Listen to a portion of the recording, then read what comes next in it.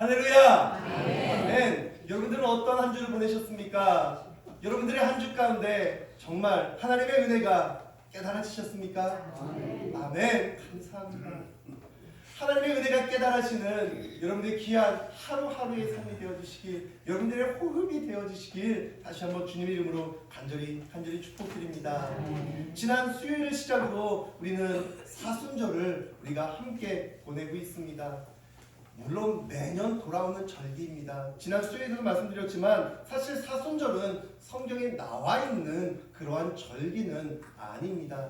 근데 제가 간간히 이야기 드리는 것, 성경에서 이야기하는 숫자에는요 특별한 의미가 있다는 것이에요. 7, 완전수, 하나님의 완전하심을, 실수가 없으심을 이야기하죠.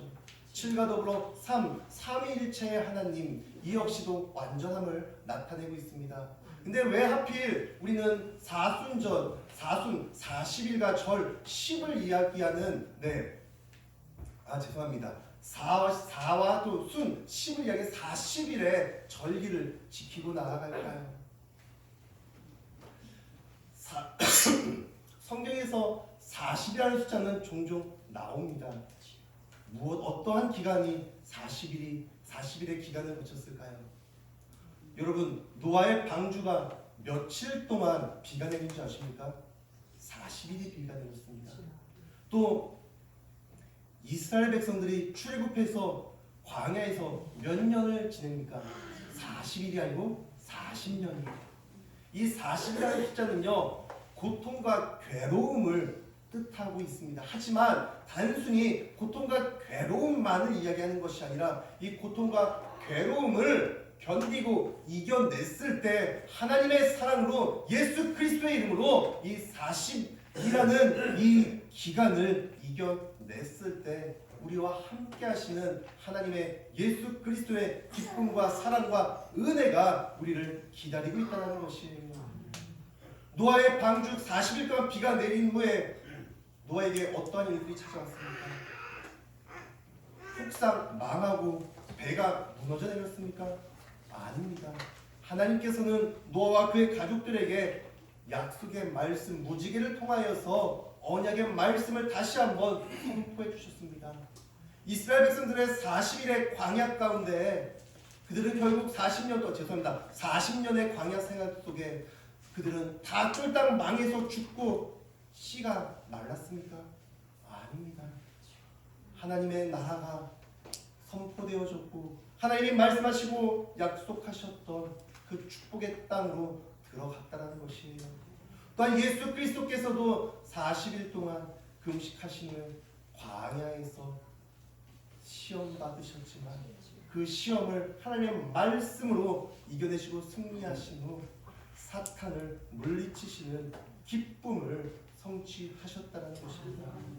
이 40이라는 숫자는요 눈으로 보기에는요 괴로움과 어려움과 힘듦과 고통의 그 순간들을 우리에게 선사하고 있는 듯 하지만 그 40이라는 그 40일 그 기간을 이겨냈을 때 주어지는 기쁨과 하나님의 사랑을 기대하시길 바랍니다.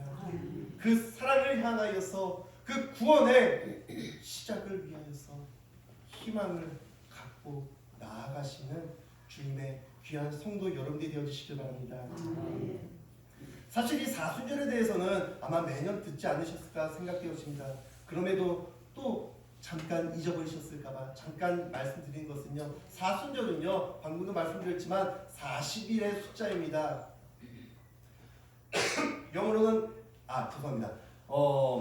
이 시작은 바로 수요일마다 시작되는데요. 이제 부활 주일을 기점으로 뒤로 역순으로 해서 주일을 뺀 40일을 카운트해서 딱 시작을 하고 있습니다. 그 시작은 바로 수요일날 시작하고 있습니다. 날짜로는 40일이고요. 주수로는 6주가 되어집니다. 또한 이 시작되어지는 수요일은요 제 수요일이라고 이야기를 합니다. 영어로는 Ash Wednesday라고 이야기하는데요. 제 Ash는요 다른 말로 하면 숫이라고 이야기할 수도 있을 것 같습니다.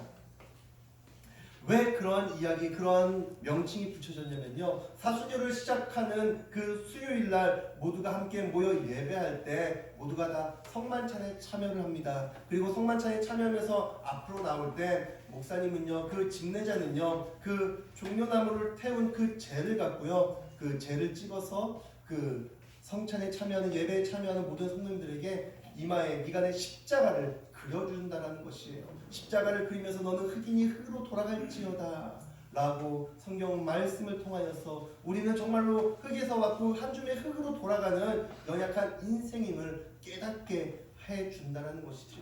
이 연약한 인생 속에 우리가 살아갈 힘과 위로와 희망 되시는 오직 예수 그리스도를 묵상하며 나아가라는 그런 의미로 죄를 우리의 이마에 십자가를 지어주면서 그려주면서 함께 예배 자리에 동참하고 있다는 것입니다. 이러한 유래로 인하여서 그 시작하는 수요일은 죄의 수요일이라고 이야기하고 있다는 것이에요. 물론 우리는 지금 수요일, 이제 제수요일, 사순절을 시작할 때마다 함께 모여서 종려나무를 태우고 그 숯으로 이마에 십자가를 긋지는 않지만, 그 어떠한 행위가 동반되어지지는 않지만 그 의미를 다시 한번 기억하시면서 예수 그리스도의 십자가의 그 걸음이 나에게 정말 구원의 걸음이 되어지고, 또한 내가 죄인인 내가 다시 영생함을 얻는 축복의 시간이 되어짐을 다시 한번 묵상하며 하나님께로, 예수님께로 함께 나아가는 귀하고 거룩한 40일의 예배가 되어지길 주님의 이름으로 간절히 기도드립니다. 그러면서 오늘 본문은요, 세례 요한이 자기 제자 중 2명인 안드레와 요한이 함께 있을 때 벌어졌던 이야기를 나누고 있습니다. 여러분, 세례 요한은 어떠한 자입니까? 이 요한이라는 이름은요, 딱 누군가 한 명에게 부어야 되는 그런 이름이 아니라 우리나라에도 많은 이름들이 중복되어지잖아요. 성경에도 많이 중복된 이름들이 나옵니다. 그래서 누구누구 요한이라고 또 붙이기도 하는데요. 세례 요한, 바로 예수님보다 앞서 복음을, 아니 회개해야 함을 선포했던 그러한 선지자와도 같은 그러한 인물이었습니다. 그 세례 요한이요, 계속해서 회개하라 회개하라를 외치면서 그 제자들을 양성해 나아가는 그때 어느 날 제자들과 함께 있을 때 벌어졌던 그 이야기를 다루고 있다는 것입니다. 물론 이 세례 요한은요, 우리가 죽을 수밖에 없는 죄인임을 알고 그들을 위해서 무언가를 해야 했다는 것이에요.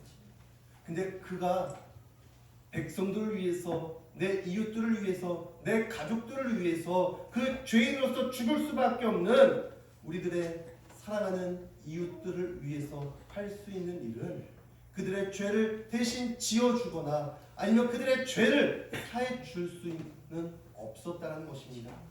그가 할 수 있는 일은 오직 한 가지: 회개하라 회개하라. 죄인이 우리는 죽을 수밖에 없으니 죽기 전에 회개해야 한다라고 외치는 것밖에 없었다는 것입니다. 그러던 어느 날 제자들과 함께 있던 그때 길을 가시는 예수님을 보게 된 것이에요. 그 예수님을 보면서 이 세례 요한은 그가 누구이신지를 알게 되어졌다는 것이죠. 그리고 그 일을, 그가 누구이신지를 나만 알고 나만 따라서 나만 구원받고 나만 천국에 가는 것이 아니라 그 일을 자신의 제자들에게 알려주었다는 것입니다. 36절 말씀입니다. 예수께서 건의심을 보고 말하되 보라 하나님의 어린 양이로다 라고 예수님이 누구이신지를 자신의 제자들에게 알려주었다는 것이에요.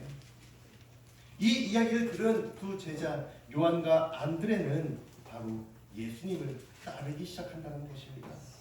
그리고 예수님은 자신을 따르던 그들을 보면서 이야기를 하십니다. 38절입니다. 예수께서 돌이켜 그 따르는 것을 보시고 물어 이르시되 무엇을 구하느냐. 여러분들 같으면 예수님의 이러한 음성을 들으셨을 때 어떠하시겠습니까? 내가 열심히 교회 나와 기도할 때 갑자기 주님의 음성이 들립니다. 너가 구하는 것이 무엇이냐? 내가 다 응답해 주겠다. 내가 다 들어주겠다. 너는 무엇을 구하느냐? 라는 예수님의 음성이 들렸다고 생각해 보십시오. 여러분 어떠시겠습니까? 그냥 속된 말로 기분이 째지지 않을까요? 내 기도에 하나님이 예수님이 응답해 주셨다고요.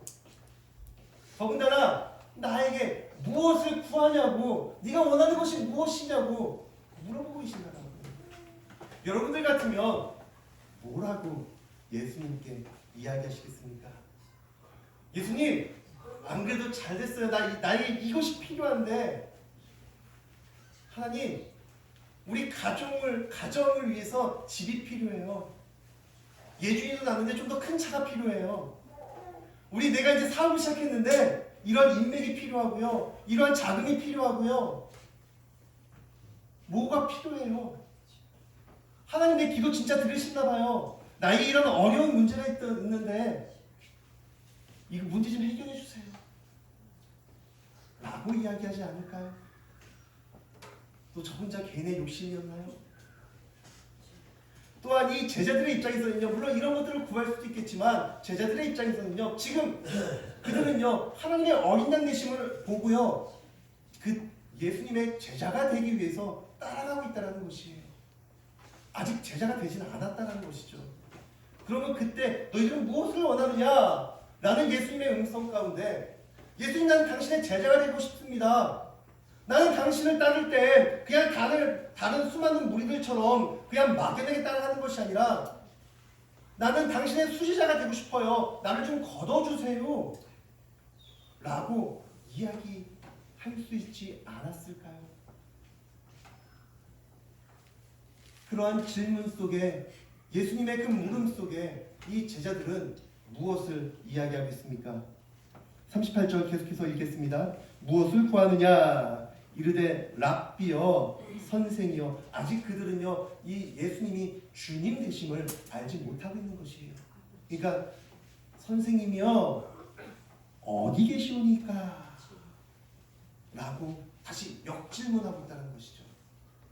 여러분, 이게 진짜 올바른 대화의 방법입니까? 너는 무엇을 구하느냐? 당신은 어디 있습니까? 이게 맞는 질문과 답변입니까? 이해가 되지 않습니다. 엉뚱한 질문과 엉뚱한 또 질문이 오고 가고 있다는 것이에요.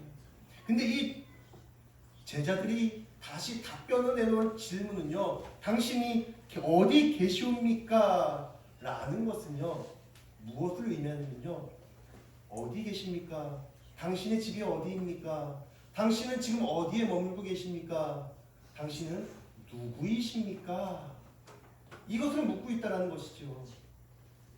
너가 무엇을 원하느냐, 구하느냐라는 예수님의 물음 속에, 아니 도대체 그것을 이야기하시는, 도대체 당신은 누구이십니까? 이 질문을 하고 있다는 것입니다. 여러분, 넌 누구입니까? 라는 질문을 받았을 때 뭐라고 대답하시겠습니까? 저 같으면 저는 가산감리교회 정은호 목사입니다 라고 대답을 할 수도 있고요. 저는 예지 아빠예요. 이제 어린이집 갔을 때는 예지 아빠예요 라고 이야기할 수도 있습니다. 아니면 또 어떤 학교에 잘 관련된 자리 갔다 하면은 저는 협성대 신학과 몇 학번 누구입니다 라고 이야기를 하겠죠. 그 질문에 맞는 답이 이것이 아닐까 생각되어집니다. 제자들은 질문을 하였습니다. 뭐라고요?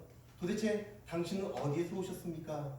당신이 계시는 곳이 어디입니까? 당신은 누구이십니까? 라는 질문 속에 예수님은 뭐라고 대답해 주십니까? 내가 누구인지를 자세히 설명해 주시거나, 그래 너 나의 제자가 되고 싶다고? 내 제자가 되기 위해서는 논문 몇 편을 이렇게 읽고 오고, 너도 논문을 좀 쓰고, 그리고 가서 선한 일을 행하고, 이러한 조건을 좀 충족하면서 가입비 얼마를 좀 갖고 와라. 그 얘기를 하시는 것이 아니에요. 그래, 니들이 원하는 그 천국은 이러한 곳이야. 하나님의 나라인데 내가 그 하나님의 나라의 하나님 우편에 앉아 있다가 너희를 구원하기 위해서 친히 육신의 몸을 입고 온 그 사람이 메시아가 바로 나야. 그러니까 나와 함께하고 나를 통해서 너는 구원을 받을 수 있을 거야. 그 이야기를 하시는 것이 아니었어요. 이 두 제자들의 질문, 당신은 누구이십니까? 당신은 어디에서 오셨습니까? 라는 그 질문 속에 예수님은 뭐라고 대답해 주시고 계십니까? 39절입니다. 예수께서 이르시되 와서 보라. 여러분 이해가 되십니까? 이게 맞는 답변일까요? 당신은 누구십니까? 당신은 어디에 계십니까? 라고 이야기할 때, 질문할 때 와서 보라. 이것은 무엇입니까? 백문이 불여일견이라는 이야기 잘 하실 것입니다. 100번의 말보다 한 번에 보는 것이 더 중요하다는 것입니다. 정말 좀 오래된 선전 CF이긴 한데요. 여러분 신구 선생님이 혹시 햄버거 선전했던 거 기억하실지 모르겠습니다. 네, 니들이 개맛을 알아? 아유 이제 잘 안 되네요. 이것이 뭐예요? 개맛을 알아? 먹어보지 않고서는 알 수 없다는 것이에요. 좀 더 거슬러 올라가 볼까요? 김혜자 선생님께서 하셨던 추억의 그 주옥 같은 말씀. 그래, 이 맛이야. 이게 뭐예요? 먹어보니 바로 이 맛이라는 것이에요. 내가 먹을 때 맛있다. 그러니까 너들도 좀 와서 먹어봐. 사서 먹어봐. 먹지 않고서는 그 맛을 이야기할 수 없다는 것이에요. 그 더 올라가면 바로 예수님의 이 말이 나오는 거예요. 와서 보라. 아, 이 CF를 만들었던 사람들이 바로 이 말씀을 묵상했나요? 너희들이 갖고 있는 그 궁금증은 내가 아무리 많은 수많은 이야기를 통하여서 수많은 비유와 은유를 통하여서 이야기한들 너희들은 깨닫지 못할 거야. 일단 와서 봐봐. 이것이 바로 예수님께서 그들을 향해 선포하셨던 예수님의 초대장이었다는 것이에요. 그 초대장은요, 그 어떠한 파티, 어떠한 결혼식, 어떠한 회가변, 그러한 초대장이 아니라 하나님 나라의 초대장이었다는 것이죠. 그 초대장은 어떠한 화려한 미사 문구가 존재하지 않습니다. 단 한마디만 존재할 뿐입니다. 와서 보라. 이 초대장은요, 오늘날 우리들에게도 동일하게 주어지고 있다는 것입니다. 예수님께서는 오늘 우리들에게, 바로 여러분들에게 말씀하고 계십니다. 와서 보라. 여러분, 와서 보시길 바랍니다. 와보지 않고선 결코 알 수 없는 맛이 예수 그리스도의 사랑의 맛이라는 것입니다. 그리고 이것이 우리 전도의 모토가 되어져야 한다는 것입니다. 무엇입니까? 예수님의 삶은요, 단순히 내가 말로서 어떤 내 명함 타이틀로서 나를 꾸미시는 분이 아니었습니다. 와서 보라 하셨을 때는 그 삶에 자신감이 있으셨다는 것이에요. 그 자신감은요, 내가 그렇게 많이 쌓아놨던 그 학식과 지위와 명예로 오는 그 자신감이 아니셨습니다. 예수님의 자신감과 담대함은 어디서부터 오셨습니까? 바로 하나님 말씀의 순종함으로부터, 하나님으로부터 오시는 그 담대함이 있으셨던 것이죠. 그 누구도 예수님께 나와서 예수님을 바라봤을 때 하나님 나라를 알게 되어지며 구원의 확신을 얻는다라는 그 담대함이, 예수님의 자신감이 이 한마디에 나타나고 있다는 것입니다. 예수님을 만나면요, 변화된다는 것이, 만약에 베드로가, 아니면 회심하기 전 사울이, 아니면 가룟 유다가 이 이야기를 해 보았다 생각해 보시기 바랍니다. 아니, 너는 예수님 돈 받고 팔았잖아. 네가 무슨 전도야? 아니, 너는 예수님 배신했잖아. 그러고서 무슨 교회를 다니라고 그래? 너는 교회 다니는 성도들을 핍박하며 상처 주고 오히려 너가 그들을 끌고 가서 감옥에 가다 쳐 넣었으면서 무슨 너가 전도를 한다 그래. 너 때문에 상처받은 사람들이, 너 때문에 핍박받은 사람들이 몇인데. 하지만 예수님은 그러지 않으셨다는 것이. 예수님은 순결하시고 온전하시고 의로우신 분이셨습니다. 그의 삶으로 나아가시니 그 어떠한 전도 용품이 필요하신 것이 아니라, 그 어떠한 행사가 필요한 것이 아니라 예수님의 한마디, 아니 예수님의 삶이 바로 전도지가 되어졌다는 것이에요. 오늘날 우리의 전도가 바로 이렇게 되어지기 원합니다. 내 변화된 삶이 가장 큰 전도지라는 것이에요. 죄송합니다. 솔직히 여러분, 이 동네에 교회 한 번도 안 나오신 분들이 계십니까? 그들이 왜 교회를 안 나오십니까? 내가 변화되지 않고서는 내 삶이, 내 생각이, 내 말이 변화되지 않고서는 결코 내 삶이 전도지가 될 수 없다는 것이에요. 네, 물론 우리는 죽을 수밖에 없는 연약한 죄인입니다. 그렇기 때문에 예수님이 필요하다는 것이에요. 예수님은 그런 우리에게 와서 보라라고 하나님의 자리로, 예수님의 자리로, 복음의 자리로 초청하고 계시다는 것이죠. 여러분, 제발 그 초청장을 구경꾼들이 틀리는 것이 아니라, 나랑 상관없다라고 버리는 것이 아니라 제발 들여다보세요. 이것이 나를 향한 하나님의 사랑이며 예수 그리스도의 희생이 되어짐을 보시길 바랍니다. 그것이 깨달아지지 않으면 우리는 그 어떠한 부흥도, 그 어떠한 사랑도 꿈꿀 수 없다는 것이에요. 여러분, 우리 교회가 부흥되기 원하십니까? 우리 교회가 사랑으로 차고 넘치기 원하십니까? 회개하시기 바랍니다. 회개하지 않으면, 용서받지 않으면, 내 삶이 변화되지 않으면 그 어떠한 부흥도, 그 어떠한 변화도 꿈꿀 수 없다는 것.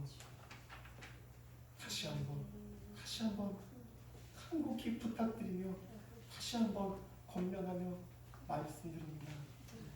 이것은 제 개인의 욕심, 개인의 감정으로 말씀드리는 것이 아니라 하나님의 말씀이, 예수 그리스도의 삶이 그러셨다고요. 하나님의, 예수님의 초대가 지금 우리를 향해 나아가고 있다는 겁니다. 그렇다면 이 초대를, 우리가 이 예수님의 초대에 응하기 위해서는 무엇이 필요할까요? 바로 들어야 한다는 것이에요. 안드레와 요한도 세례 요한이 없었으면 지금 내 눈앞에 지나가는 사람이 하나님의 어린 양인 줄 몰랐다는 것이죠. 안드레와 요한과 안드레는요, 내 스승의 이야기에 귀를 기울였습니다. 그 이야기에 귀를 기울이고, 아, 저분이 바로 하나님의 어린 양, 메시아, 예수 그리스도시구나 들음으로 그를 따라갈 수 있었다는 것이에요. 들어야 합니다. 하나님의 말씀을, 복음을 들어야 한다는 것이에요. 그 일은 결코 나 혼자서 할 수 없다는 것이죠. 물론 많은 사람들이 특히 코로나 그 시대를 지나면서, 아니 이제 우리도 드디어 공론화 되어졌습니다. 무엇이요? 인터넷으로, TV로, 라디오로 어떠한 매개체를 통해서 예배를 드릴 수 있다는 것. 근데 지금 이제 코로나가 이제 다 회복되어지고 일상의 삶이 회복되어지니 모든 교회들이요, 여전히 교회 나오지 마시고 집에서 유튜브로, 페이스북으로, TV로 예배 드리세요 라고 하는 교회는 흔치 않습니다. 아마 없을 것입니다. 다들 이제 교회로 나오라고 이야기합니다. 이것이 예배 회복이라고 이야기합니다. 왜 그때는 되고 왜 지금은 안 됩니까? 라고 이야기할 수도 있을 것입니다.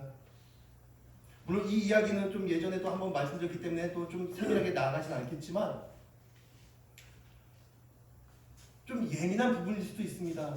하지만 이건 제 개인의 생각이에요.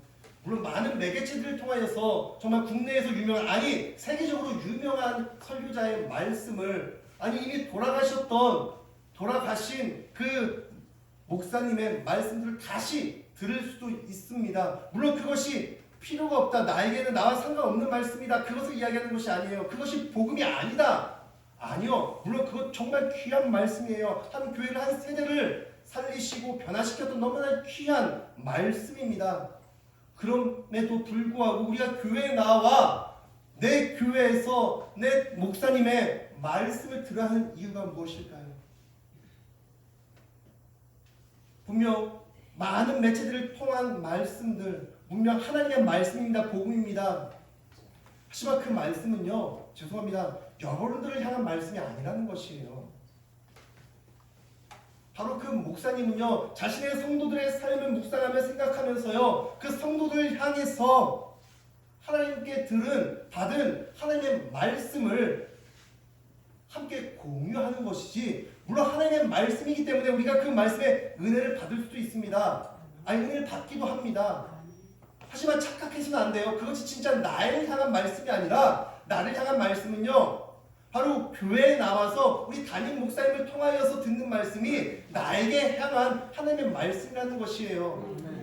그렇다고 제가 잘났다가 아니라요, 여러분에게 계속해서 기도 부탁드린 것은요, 저를 위해서, 아니 이 자리에 서는 담임 목사를 위해서 기도 부탁드리는 것은요, 이 자리가 결국 개인의 욕심을 위해서 내 생각에 내 가치관을 여러분에게 심어주기 위한 그러한 자리가 아니라, 하나님의 말씀을 온전히 변함없이 올바르게 전할 수 있는 목회자가 될 수 있도록 그러한 담임 목사를 위해서 기도해달라는 것이에요. 그리고 여러분들은 그 기도 가운데 여러분들의 교회에 나오셔서 그 말씀, 여러분들 개개인을 향한 그 말씀으로 은혜를 받고 여러분들의 삶이 변화되어야 그것이 진정한 성도의 삶이 되어진다는 것입니다. 다시 한번 말씀드리지만, 인터넷에서 또한 TV에서 나오는 그 말씀들을, 예배를 보지 말라는 이야기가 아니에요. 물론 그런 것들도 나에게 은혜가 되어지지만, 진짜 나를 향한 하나님의 말씀은 바로 여러분들의 교회 가산감리교회에 있다는 것이죠. 그 복음을, 그 말씀을 전할 때 여러분들은 어떠한 삶으로 우리의 가족들에게, 우리 이웃들에게 복음을 전하시겠습니까? 네, 우리는 여전히 연약하고 더럽고 추악한 죄인의 모습이에요. 원래 이러니까 그냥 이대로 살아간다. 근데 나는 교회 다니고, 난 벌써 교회 10년, 20년, 30년, 40년 평생을 이 교회 다녔으니까 그것이 나의 직분이 되고 나의 명함이 되니까 나의 체면 때문에 전도한, 죄송합니다, 다 안다고요. 내가 어떠한 삶을 살고 있는지, 살아왔는지를요. 근데 내가 예수님으로 인해서 변화가 된다면 그것을 굳이 내 입술로 자랑하고 다니지 않아도요, 우리의 이웃들은요 안다고요. 우리 가족들은요 안다고요. 우리 아빠가 변하고 우리 엄마가 변하고 내 아들, 내 딸이 변화되는 모습을요 안다고요. 그리고 그 변화된 모습을 계속해서 바라보면서 추적해보니까 이 사람이 예수님을 진짜 올바르게 믿었더니 예수님 때문에 변화됐다는 것을 알게 되어진다는 것입니다. 그것이 진정한 전도라는 것이에요. 죄송합니다만 제가 교회 처음 부임하고서 전도 안 하겠다라고 말씀드렸죠. 그 이야기, 그 이유, 그 목적을 곰곰이 다시 한번 생각해 보세요. 진짜 전도가 무엇인지. 어느 미친 목사가 전도하지 말라고 이야기하는 목사가 있겠습니까? 근데 진짜 전도가 무엇인지를 생각해 보시라는 것이에요. 자, 예수님의 초청에 실현하기 위해서는 들어야 한다는 것이죠. 들었으면 또 어떻게 해야 됩니까? 39절 계속 읽겠습니다. 와서 죄송합니다.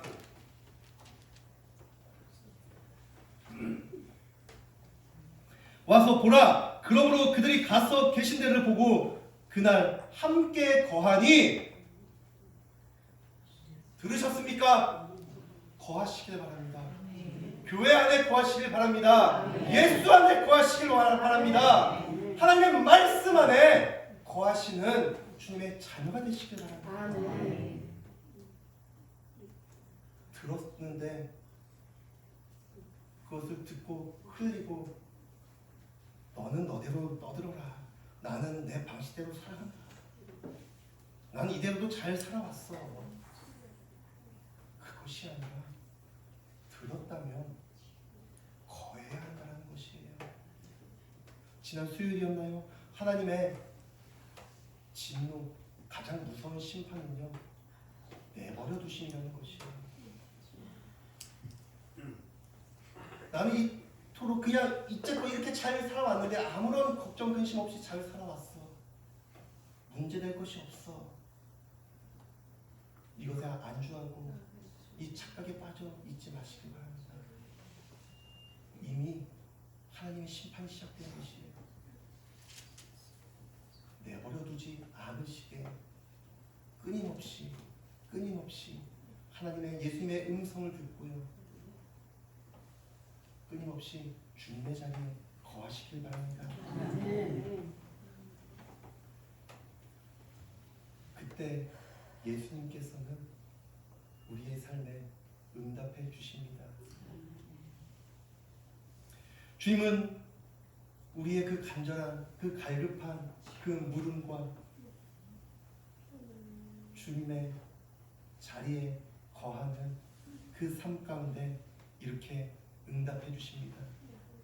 요한복음 15장 15절 말씀을 보시면요, 이제 너희를 종이라 하지 않고 너희를 친구라 하였다. 예수님은 우리를 친구 삼아 주셨습니다. 친밀하게, 세밀하게 우리를 더 사랑해 주시고 축복해 주시고 감싸 주시고 보호해 주신다는 것이에요. 그 하나님의 은혜에 반응하시길 바랍니다.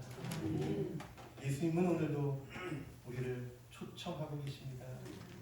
그 초청의 말씀을 들으시고요, 또한 그 초청의 말씀에 응답하시며 반응하시며 하나님의 귀하고 거룩한 자녀로 여러분들의 삶을 변화된 삶으로 하나님의 자녀가 되어주시길, 또한 예수 그리스도의 그 40일의 그 묵상, 그 사순절을 통하여서 예수님의 십자가의 사랑을 함께 경험하시길 주님의 이름으로 간절히 축복드립니다.